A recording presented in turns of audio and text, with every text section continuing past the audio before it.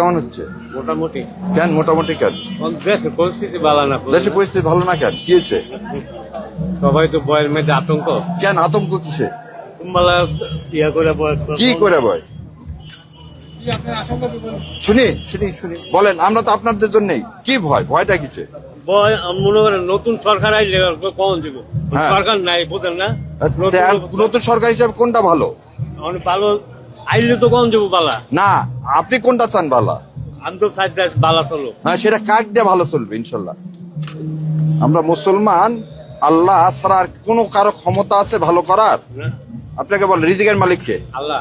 আপনার সাথে আমার এই মুহূর্তে দেখা হবে, এটার মালিককে? আল্লাহ। আল্লাহ, তাই না?